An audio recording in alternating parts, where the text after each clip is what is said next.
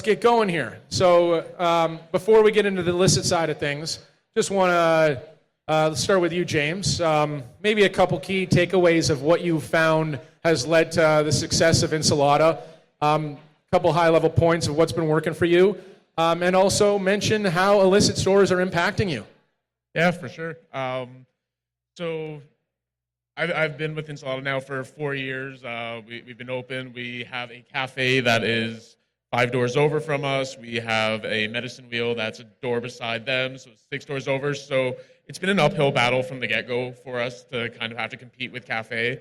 We've tried to take a kind of higher ground stance where we don't ever really kind of shit talk them, but we do, again, like you mentioned, to educate our consumers, educate them, because a lot of them aren't even aware that a lot of these illegal stores are illegal, especially when it comes to edibles. We'll see lots of our customers come in with a cafe bag with Shatterizer bars that are 500 milligrams or whatever they claim to be, but then they'll come back and buy flower, pre-rolls, vapes from us because they do appreciate that. So a big part of kind of our ethos has been education.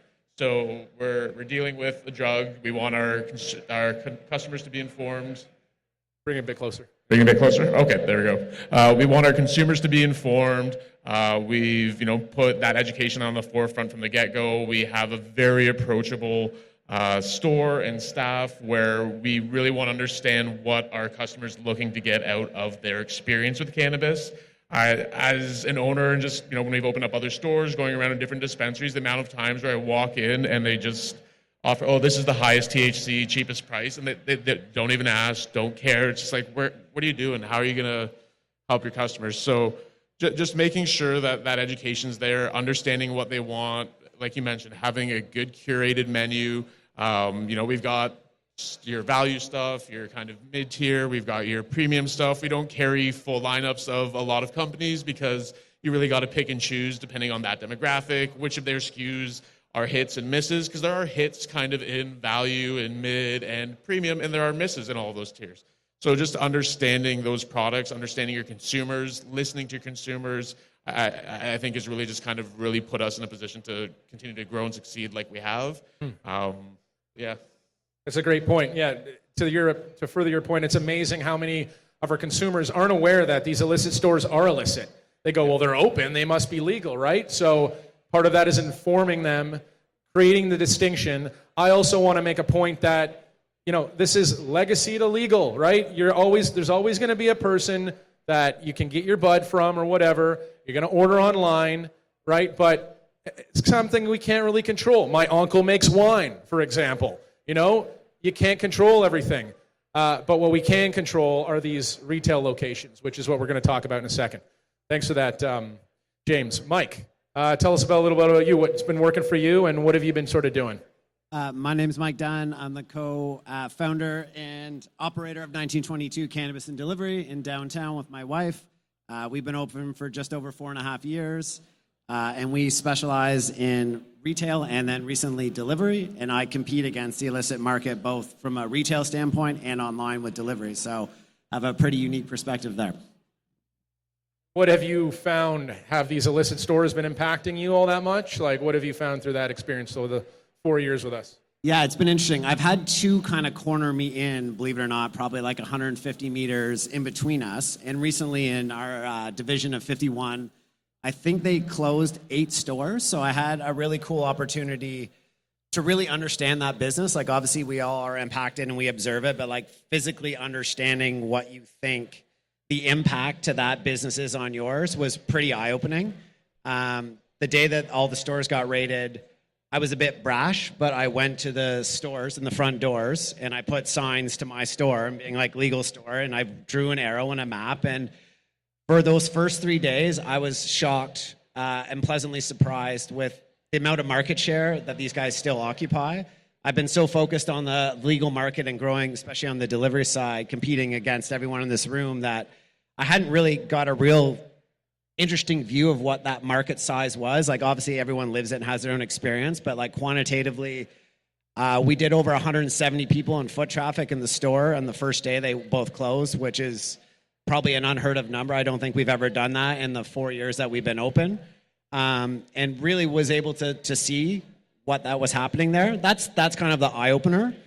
But there's a lot of good that came out of that. Like, at the end of the day, they do a lot of things well that I need to observe and figure out how we bring that into the legal market to be able to service those customers. Because at the end of the day, customer, it's their choice. They're choosing where they want to shop. And for some reason, that environment to them is A, obviously more obvious of what they do, and two, it's appealing to them. So instead of trying to participate in fighting against them, I had a really cool opportunity just to observe what works with them, what doesn't work with them, and we've been able to make some really cool updates. Tactically, like within 2 weeks, like we had to do way more storefront signage. Like it was so obvious and triggering to me of being open for 4 years. You assume people know who you are and what you are based on that time. And the amount of people are like, I thought you were a bike shop. I thought you were a coffee shop. I thought you were something. I didn't know you were a weed shop. Was like, okay, Mike, like listen to this. This is real life feedback to not be dismissed. So we were able to make some exterior changes to make it more obvious about what our business is, to demonstrate we're cannabis, but not in a way of kind of getting to the cringe zone, which was always kind of the deterrent of wanting to get there. Frankly, I was being too cute, point blank, period. And they are effective in their merchandising, regardless of what we feel about it. It drives people in the door, and that's something to be learned about. And then from a transactional standpoint, they can service a low end of the market on the value chain that with our taxation and just with our infrastructure, it's really hard to stimulate. But we're able to learn real quick about having to do quick transactions and tax in. So if they're comfortable with paying a price, why am I adding a different nomenclature into it? How much is a joint? $5. I'm not going $3.85 plus tax.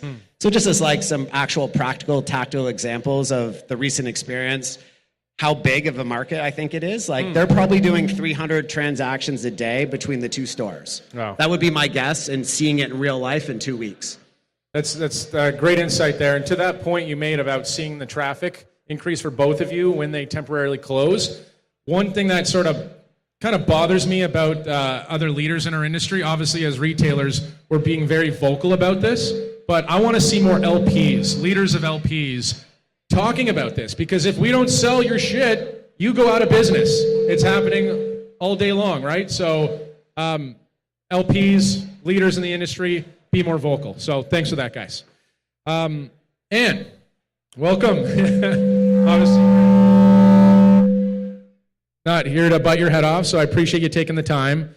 We also recognize your role in everything. You can't do everything. You don't have control over things, so we recognize that. You've made a couple introductory points on your last talk, so we won't go into that. But I guess one big beef I have is, and I'm sure you're going to talk about this too, is why isn't there more coordination between local municipalities? The big one, from what I understand, and I may not be understanding this right, I know it's not OPP's jurisdiction to dictate what happens in Toronto, for example. But I do know, unless I'm wrong, unless it's an organized operation, legit organized crime, like the fake Aboriginals brand Medicine Wheel, run by a white guy who runs all throughout the province, that's organized crime. Why, for example, can't the OPP come into Toronto and start, maybe not calling the shots, but working with our chief of police, for example, in a more collaborative way, like you've mentioned? Okay, so I'm going to talk about Toronto right now because it's the agency that you've mentioned, but this really could apply to any municipal service in the province of Ontario.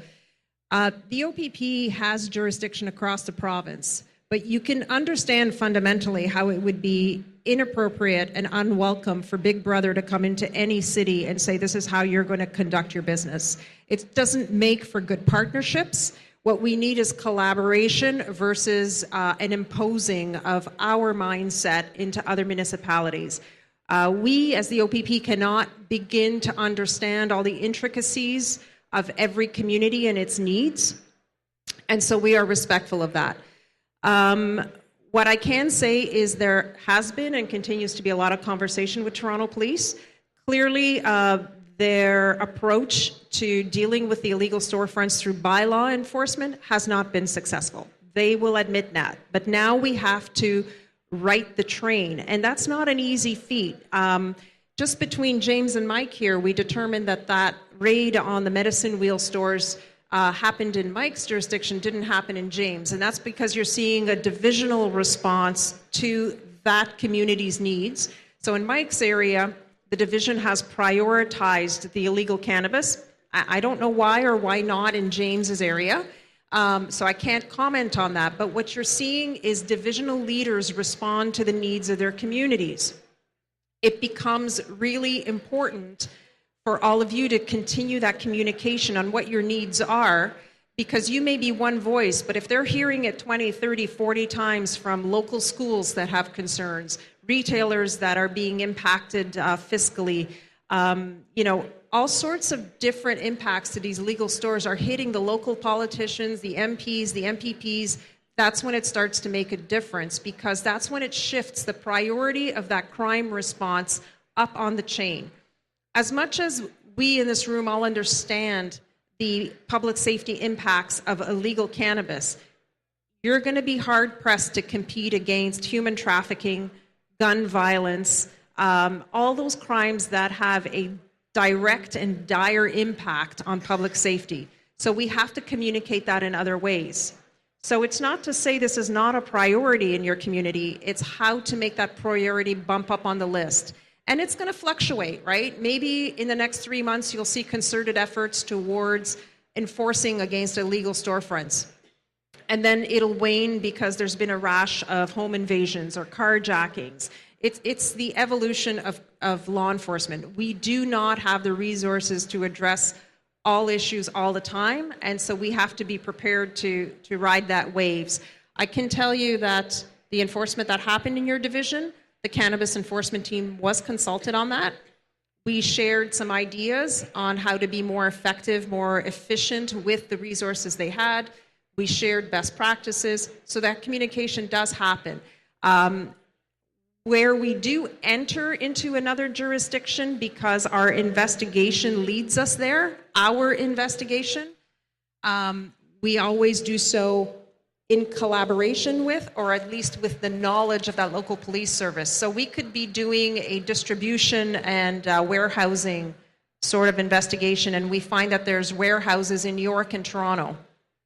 We will let them know that we're working in their backyard. Sometimes they jump on board, and sometimes they just say, hey, okay, when you're done, can you share your intelligence and your results with us? It really changes based on the needs of that community, but there's always an opportunity for collaboration. And like I said earlier, we are a joint forces operation. So any one of those services can embed a member on our team, and then they have direct representation there. Toronto, up until now, has not. They're fighting resources challenges, right? Other large agencies like York and Peel and Halton also do not.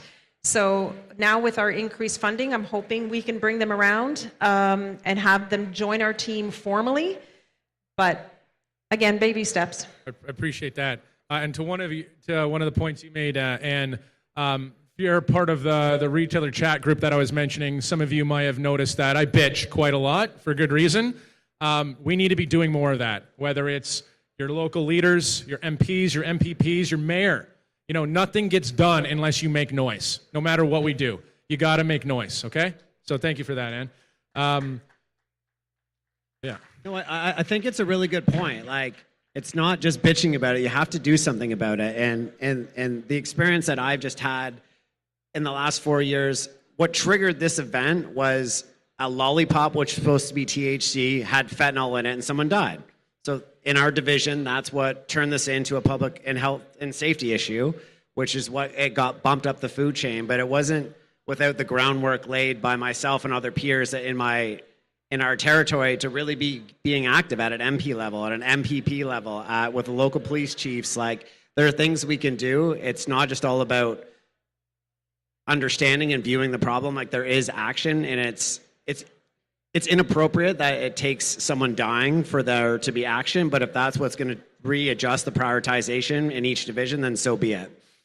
I know, Mike, James, you have a couple questions, which I'm going to let you ask in a second, but a couple sort of two-pronged questions for you, Ann, sort of like from a strategic point of view and a tactical point of view. Strategically, I know we've gotten some funding, but the first question is there any coordination, for example, or do you have any say with what the OCS does, for example? It's in their mandate to use some of their profits to fight the illicit store. And from my knowledge, they're not doing any of that. They're literally stockpiling money in an account. Makes good business sense to earn interest and compound it, right? But they made, over $200 million in profit last year. Why aren't any of those dollars going towards helping you, number one? And then from a more tactical in the weeds approach, when you do a raid on a store and they open 2 days later, why isn't that treated like a trespassing issue? Why can't people be prosecuted? Why can't the landlord be prosecuted for doing these things? Because if you think about it, the landlord's paying property taxes with proceeds from crime.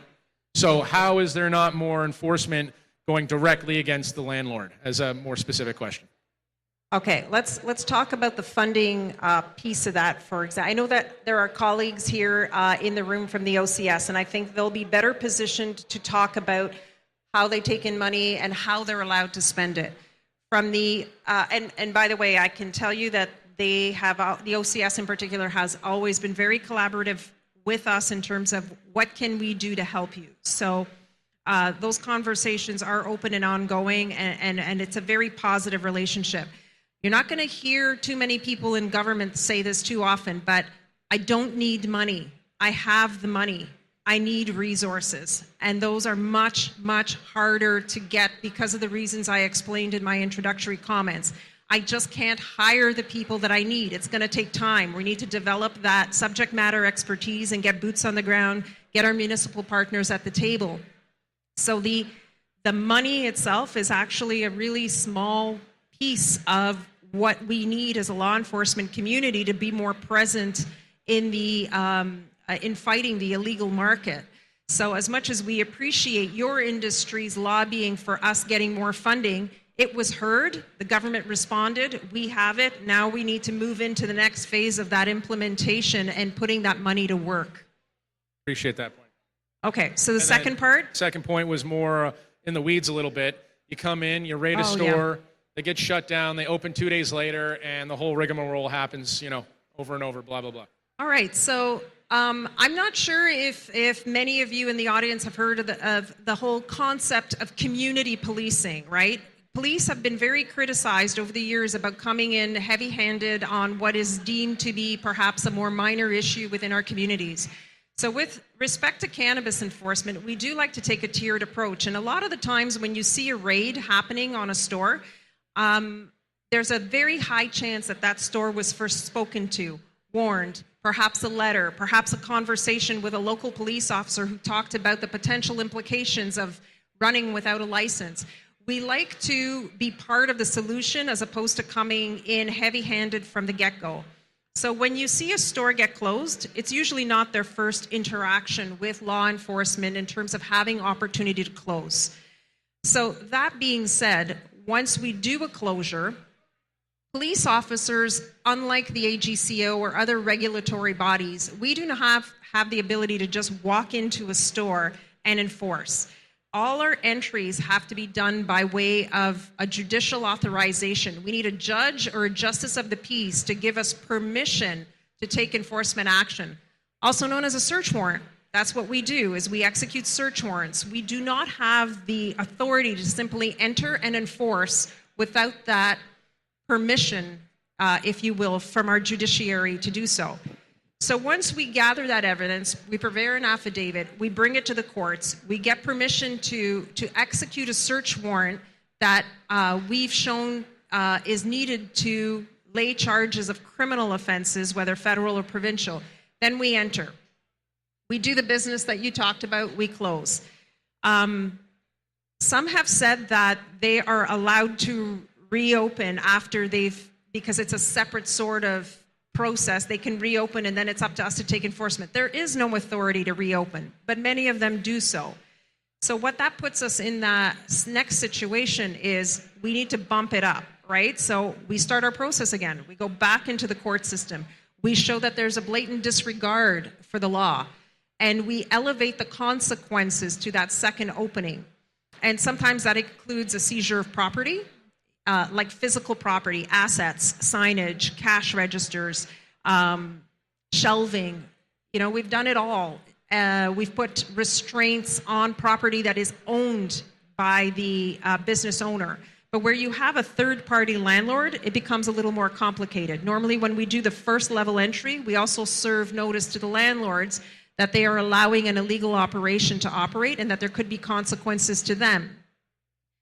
Our communities demand that as law enforcement, we have measured and appropriate responses to the laws being broken. I know that people in this room would love us to see a tactical team enter every time and just take it out. It's just not what our society expects us to do. So we have to take it a little bit more measured. I got to tell you, we're getting frustrated with this whack-a-mole game. It's not fun for us either, and our officers would love to move on to new targets, but we find ourselves having to go back and redo work so that we can continue to keep the stores closed that have been closed. Again, Toronto's a little different because they are operating under their own pace, their own priorities. So I can't say for sure, like the closures you saw, Mike, last month. I don't know that they put the interim closure orders in place. I don't know what sort of work was done in terms of seizing assets, but we're hoping that those things are happening, if not immediately as a secondary. Or have those stores reopened? Do you know? Yeah, they had, I think they quoted $600,000 in inventory between the two locations. And it took about 2 weeks, but they're both back open now. Fully inventoried and doors are open. Interesting. Okay. I don't know what the response to that, and perhaps there's more enforcement work happening to see a secondary round, but I honestly don't know. James, Yeah. you have a question? Yeah. So I get, going in guns a-blazing, raiding the places, all that stuff is probably disproportionate, can't happen all the time. But how come there aren't other collaborative efforts with other kind of enforcement agencies, like say the CRA, to go after these businesses for not having insurance and getting them shut down that way, or going after their taxes, or going, again, more after the landlords and, them getting proceeds of crime to which they're paying their taxes and all this stuff? Like, there can be other means that discourage the operators. When you're going in and raiding these dispensaries, like I get oftentimes the employees aren't charged, but give them like conditional sentences where if they complete their probation, don't work at another illegal dispensary, it's fine. They can move on and try and encourage them to move. There's not enough action that doesn't have to be guns blazing, raids going on, that could still, be good use of resources, good use of time, collaborate with these other agencies like the CRA to shut these guys down. And it just doesn't seem to be any kind of appetite or anything. Like if there was an illegal, winemaker or alcohol or tobacco stores right in the middle of the streets of Toronto, there are with these dispensaries, they'd get shut down immediately. But you can't have illegal LCBOs or whatever the equivalent would be, where they're just selling bottles of booze, untested, unregulated, all that stuff. It gets shut down immediately. How come there isn't some of these more actionable, less kind of, big showy actions, So we totally agree. And right now what we do is, for example, after we shut down a series of stores, we make referrals to agencies like Canada Revenue, to FinTrack, so that they can add that intelligence to their database. But that's where it stops. They're really referrals and sharing of information. What they do with that information afterwards, I'm not saying they don't do it. I don't know what they're doing, though. What we have done within our own structure with this additional funding that we've received is this new model that we're trying to put into place has a silo that's going to be mostly civilian investigators. So that means non-police officers. Easier to hire. They bring in an expertise that often comes with market experience versus on-the-job training. And what those people are going to do is that bigger aspect of regulatory and administrative enforcement that doesn't have to be done by police officer. The guns a-blazing search warrant response has to be done by police officer. The restraints on property and civil action against landlords, that can be done by people who have the knowledge and experience and training. So we're trying to expand into that area so that we can have a greater impact without using police officer resources. It's a way of adapting, but we're not there yet. Do you have a timeline for when you'll be there? Oh my Like goodness. I get we're still in early legalization, and I'm sure Yeah. in the 1920s after alcohol prohibition, but there has to be a breaking point. Like what is it on the agenda? Do you guys have like an effective timeline where this will start getting executed and we can actually see something happening? Because it's getting kind of ridiculous at this stage. We're effectively advocating for consequences. And then that is probably the elephant in the room is what is the consequence to doing something wrong? We all know on this stage what happens if we do something wrong. And that's business and license go bye-bye among CRA and any other attributes. But I think that's the cry for help is effectively being like, what is a consequence for doing something illegal? And every day they operate is kind of wagging in our face to saying there is none, or they don't feel that there's fear in the risk that there is and a consequence worthy of the investment they're making. And I think that's probably the most succinct way to probably summarize it. Yeah, so timelines, no, I don't know, because I can't predict some of the hurdles that we have to get through to hire these people. On the civilian side, it is easier to hire, but one of the challenges on that side is that we hire on contract basis. So, we compete with the rest of industry. It's hard to get really good talent in to come in at 6 months at a time, sometimes a year at a time. But that's something I can't change. We have to work around that, and we're doing a lot of work with colleges and universities to bring people in that are coming out of investigative programs or analytical training that come to us that are new to the real world of jobs and are interested and eager and bring current technology information to do some of that online work. So that's how we're trying to target new audiences, but we haven't started the staffing of that pillar yet. So because you've mentioned before, it's not about the money. Money's not an issue. How come you don't attract those people by just offering lots of money if money's not an issue? I'm sorry. Like to hire some of these independents to do these auditing. You mentioned like the finances and kind of the budget's not really the issue. If you're having trouble attracting some of this top talent to do this, why not just offer more money if money's It's not about the money, it's about job security and about benefits. And so when you hire somebody on contract within government, that means that they're usually decently paid, but they get no stat holidays, no benefits, no dental, no health. Like those are really big and important attractors to being hired. Salary is important, but those ancillary benefits are really important. So for us, if we can transition some of those positions into permanent full-time jobs, then we'll see ourselves better equipped to attract talent. But I think what I'm going to have to do is hire contract, show the effectiveness of the program, and then get those positions made permanent so that, and this is no different than, you look at your education sector. How long do teachers end up in the system or nurses end up in the system as part-time casual labor before they find themselves able to compete for permanent full-time? Our sector is much the same on the civilian side, not on the police side. I have a practical question for you, because everyone in this audience is obviously can appreciate this is in the intro stage. We're 5 years from now. What would you define success looks like from your perspective? So success is I don't think we're ever going Just generally, to... aspirationally, what does success look like? I do not expect that we will ever eradicate the illegal market completely. And part of that is what's been talked about this morning, this legacy client-driven demand in the market for products that may not be available in the legal sphere.